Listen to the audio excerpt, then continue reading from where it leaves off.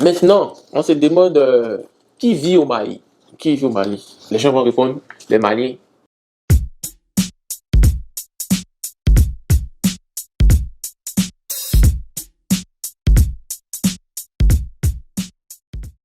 Bonjour famille, j'espère que vous allez bien.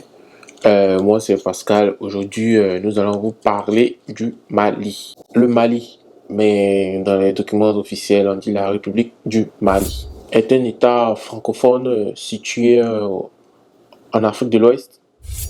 C'est une ancienne colonie française, on l'appelait avant le Soudan français. Le Mali a eu son indépendance le 22 septembre 1960, après, on peut dire, la division de la Fédération du Mali qui comprenait le Sénégal, le Mali proprement dit, et le Soudan. Donc, ce sont ces trois États qui faisaient la Fédération du Mali. Mais le Mali a eu son indépendance, le Mali qu'on connaît maintenant, il a eu son indépendance le 22 septembre 1960. Sa devise est un peuple, un but, une foi. Le drapeau du Mali, c'est le vert, le jaune et le rouge. Et le Mali compte environ 20 millions d'habitants.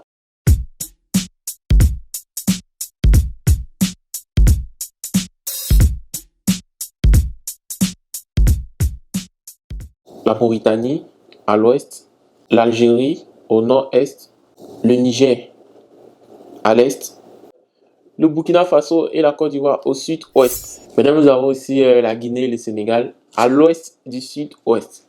C'est pour vous dire que le Mali est un grand pays, très grand pays de l'Afrique et de l'Afrique de l'Ouest. Il compte environ plus d'un million de kilomètres carrés. Donc c'est pour ça qu'il y a beaucoup de pays qui sont frontaliers au Mali.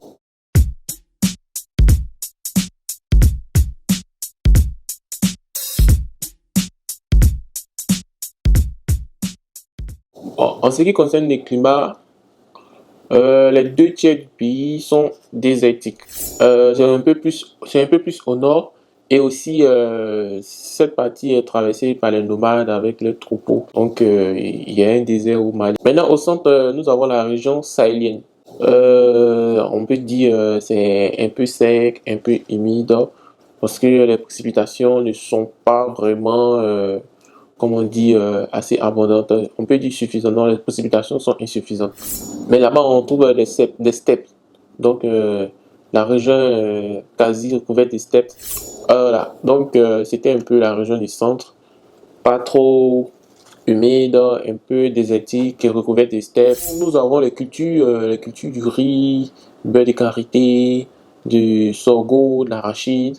Voilà, donc ça c'est le centre. Et nous avons la région soudanaise, c'est la région un peu plus au sud, donc avec plus de 1400 mm de pluie chaque année. Et des températures qui varient entre 24 et 32 degrés, qui est assez abordable. Entre 24 et 32 degrés en Afrique subsaharienne, c'est très bon. Bon, pas très bon, mais il fait chaud, mais nous les Africains, on résiste à ça. La forêt est beaucoup plus dense dans ce climat.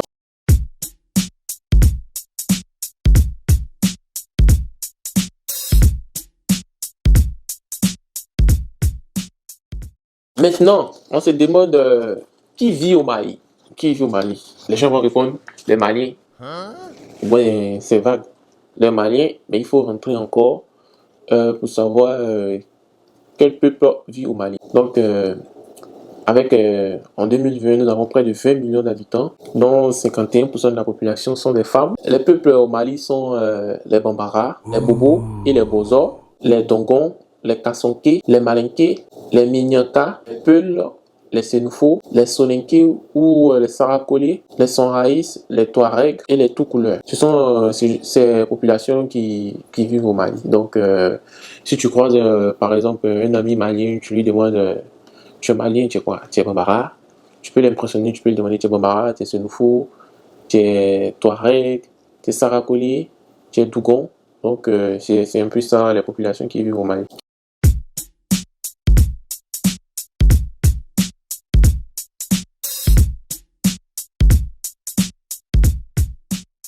Le Mali est une colonie française, donc la langue officielle, c'est le français.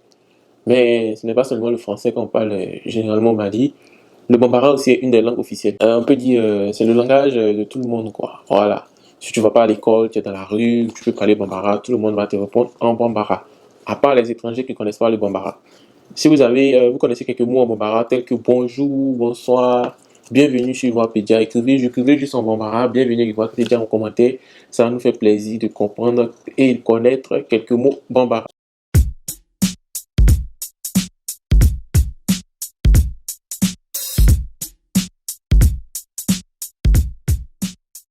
En ce qui concerne la religion au Mali, voilà. Donc, le Mali, c'est un pays musulman. Près de 94% de la population sont des musulmans. Aussi 1,5% des chrétiens. Et les autres religions, ils occupent le reste. Donc, on peut dire 95-96% sont musulmans et chrétiens, mais les chrétiens occupent juste 1,5% du nombre. Donc, comme le Mali est un pays musulman, donc les mosquées sont partout.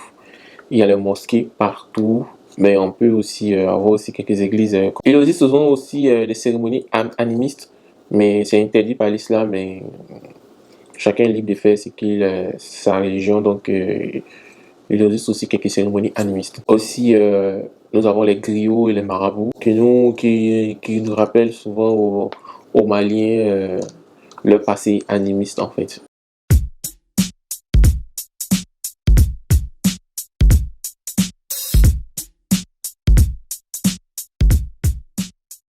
On se pose une question. Bon, bon, je suis un citoyen, un étranger. Voilà, si j'arrive au Mali, je suis un étranger.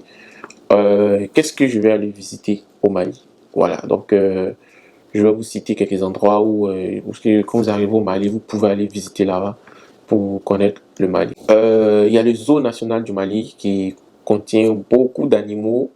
On vous invite à aller visiter le zoo national du Mali. En plus du zoo, si tu as vraiment aimé le zoo, tu peux aller aussi visiter aussi le parc national du Mali qui est dans la ville de Bamako. Tu peux faire un tour aussi sur le fleuve Niger avec les pirogues, voyager, essayer de voir les cultures. Si tu es un photographe, tu peux prendre en photo, tu vas prendre de belles photos, ça te fait des très beaux souvenirs. Tu peux venir aussi vendre tes images sur le net. Donc c'est un peu ça. Si tu peux aller visiter aussi le musée national de Bamako où il y a beaucoup de vestiges.